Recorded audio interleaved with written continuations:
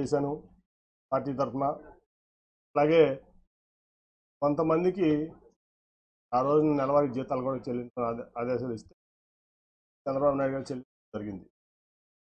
నా సొంత వ్యాపార సంస్థ కంటే కూడా తెలుగుదేశం పార్టీ ముఖ్యమని చెప్పి నేను పార్టీ గెలుపు అవసరం భావించి నేను ఆ పనులన్నీ చేశాను. అంతకుముందు మీ అందరూ తెలుసు, అంతకుముందు జరిగిన బై ఎలక్షన్లో దాదాపు నాకు తెలిసి 17 మందో 18 మందో కాంగ్రెస్ నుంచి రాజీనామా చేసి వైకాపా తరఫున పోటీ చేసిన అభ్యర్థులు భారీ మెజార్టీలతో గెలిచారు.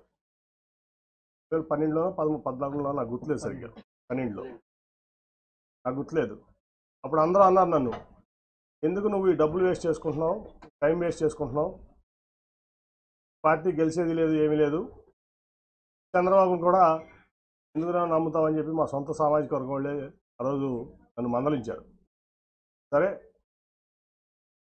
మరి ఒక లక్ష్యంతో నేను దిగాను, ఆయన గెలిపించుకోవడమే నా లక్ష్యం. కాబట్టి ఏమైనా పర్లేదు, నేను ఇట్లాగే ముందుకు సాగుతానని చెప్పి ముందుకు సాగితే కార్పొరేషన్ గెలిచాం, జెడ్పీటీసీలు గెలిచాం, టీపీలు గెలిచాం, పంచాయతీలు గెలిచాం, తర్వాత జనరల్ ఎలక్షన్లో కూడా గెలిచాం. అప్పుడు శ్రీనివాస్ గారు బీజేపీ అభ్యర్థిగా మా అలయన్స్లో ఉన్నారు. అన్నీ గెలిచాం, జిల్లాలో అంతా నాదే భావిస్తా. అప్పుడు ఖర్చు పెట్టిన ప్రతి రూపాయి నేను ఖర్చు పెట్టింది. తదనంతర పరిణామాలు కూడా తెలుసు. అన్నీ అయిపోయిన తర్వాత నాకు టికెట్ ఇవ్వనని చెప్పి ఆ రోజు ఇంకా ఆన్లైన్లో 5 పెట్టారు ఆ రోజున. సరే, ఏదైతే అదైందని చెప్పి నేను కూడా ముందుకెళ్తే ప్రజా ఆగ్రహం ముందు అక్క మళ్ళీ నాకు సీట్ ఇచ్చారు ఆ రోజు, అంత లొల్లి చేసిన తర్వాత కూడా. అట్లాగే ఆ తర్వాత మరి ఏ రోజు కూడా ఎంపీగా మరి అక్రమ సంపాదన ఇంకోటి ఆశపడకుండా నిజాయితీగా పార్టీ కోసం, ప్రాంతం కోసం, ప్రజల కోసం కష్టపడ్డా. ఆ ప్రాసెస్లో మీ అందరికీ కూడా తెలుసు, ఆస్తులు అమ్ముకున్నా, వ్యాపారాలు మానుకున్నా. ఇవాళ నేను అమ్ముకున్న ఆస్తులు విలువ హైదరాబాద్లో 2000 కోట్లు, అక్షరాలు 2000 కోట్లు. నేను అమ్ముకున్న ఆస్తులు మీకు కావాలంటే నా 14 యాక్షన్ అఫిడవిట్ తీసి వాళ్ళు చూస్తే నా ఆస్తులు వాటి వాల్యూ 2000 కోట్లు ఉంటుంది. అట్లా వ్యాపారం కాకుండా కొన్ని విషయాల్లో ఆయన నా పట్ల ప్రదర్శించినటువంటి తీరులో వ్యాపారం కూడా ఆపుకోవాల్సి వచ్చింది. ఆ రోజు కూడా నేనేం బాధపడలా, వాట్ నెక్స్ట్ అనుకుని ముందుకెళ్ళాను. సరే, 19 లక్షలు మళ్ళీ గెలిచాను. లోకేష్ గారు మంగళగిరిలో ఓడిపోతే నేను విజయవాడలో ఎంపీగా ఆయన పార్టీ ఇన్ఫ్రాస్ట్రక్చర్ అంతా ఇచ్చారు, రిసోర్సెస్ అన్నీ ఇచ్చారు. అట్లాగే పార్టీ యంత్రాంగం మొత్తం ఆయన కోసం కృషి. అట్ ది సేమ్ టైం నేను ఎప్పుడు కూడా చంద్రబాబు నాయుడు గారి రూపాయి తీసుకోలేదు, నేను గెలిచాను ఎంపీగా. ఆ తర్వాత చాలా పరిణామాలు మీరు చూశారు. అనేక రకాలైన ఆయన మనుషులను పెట్టి నన్ను అవమానపరచడం జరిగింది. అట్లాగే ఫైనల్గా వచ్చేబడి కార్పొరేషన్ ఎలక్షన్లో సీటు, మేయర్ సీటు లేడీ అయినప్పుడు నేను జనరల్గా ఢిల్లీలో ఉన్నాను. ఫోన్ చేసి కార్పొరేషన్ ఎలక్షన్స్ ఏం చేస్తామని అని అడిగారు నన్ను చంద్రబాబు నాయుడు గారు. సార్ నేనేం ఆలోచించలేదు, ఇన్ఛార్జ్లు ఉన్నారు కదా వాళ్ళు చూసుకుంటున్నారంటే, కాదు మేయర్ అభ్యర్థి ఎవరిని పెడుతున్నారు అంటే నాకు తెలియదు సార్ అన్నా. ఇదే మాటలు మీకు చెప్తున్నా, నేను ఒక రూపాయి కోల్పోవట్లేదు. ఆ రోజు అన్నాడు, బోండమ్మ గారి వైఫ్ని పెడుతున్నారని నిజమేనా అని నన్ను అడిగారు ఆయన ఫోన్లో క్వశ్చన్. నేను వాళ్ళ వరకు ఎవరికి చెప్పలా నిజం, నాకు తెలియదండి అన్న. తెలియలేదు, అది జరిగితే చాలా ప్రమాదకరం, నువ్వు ముందు మీ కుటుంబంలో మీ కూతుర్లు ఎవరిని పెట్టు అంటే వాళ్ళు ఆలోచన లేదు, వాళ్ళకి రాజకీయంలోకి వచ్చేది ఆలోచన లేదంటే కాదని చెప్పి 3 రోజులు నన్ను ఆయన ఇబ్బంది పెట్టారు, బలవంత పెట్టారు, ఇబ్బంది కాదు. సరే, అప్పుడు టాటా ట్రస్ట్లో పనిచేస్తున్న శ్వేత అని మాట్లాడితే నాకు ఇంట్రెస్ట్ లేదు డాడీ, నాకు సోషల్ సెక్టర్ నుంచి చాలా ఇంట్రెస్ట్గా ఉన్నాయంటే చెప్పారమ్మ చంద్రబాబు గారు.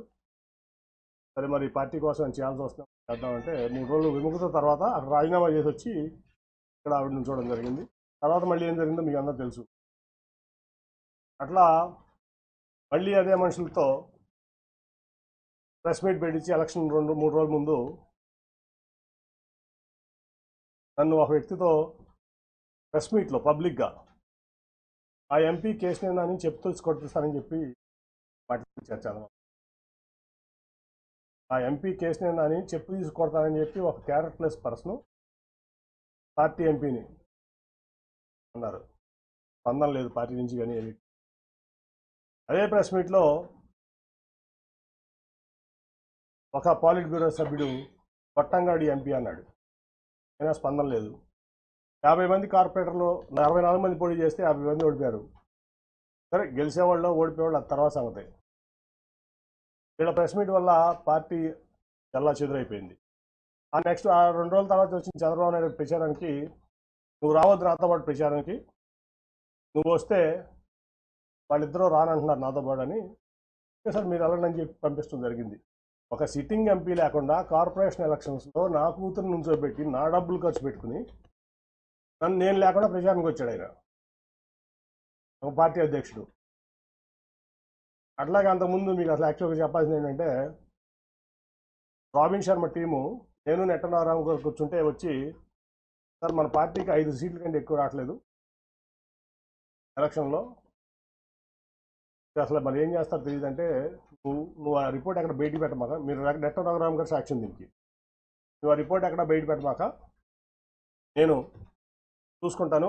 ఆల్రెడీ రంగంలో ఉన్నారు 64 మంది, నీరు గారిపోతారు, చాలా ఇబ్బంది పడతారు, సెల్ఫ్ కాన్ఫిడెన్స్ కోల్పోతారు, అసలు ఎక్కడ బయట పెట్టమాక నేను చూసుకుంటానని చెప్పి నేను ఫండ్ చేసి, ₹1 పార్టీ కానీ ఆడి ఇన్ఛార్జ్ కానీ ₹1 ఇవ్వాలి ఒక క్యాండిడేట్కి. సో నేను ఫండ్ చేసి నేను నుంచోబెట్టి నేను గెలిపిస్తే వీళ్ళు మొత్తం చెడగొట్టారు. 14 గెలిచాం ఫైనల్గా.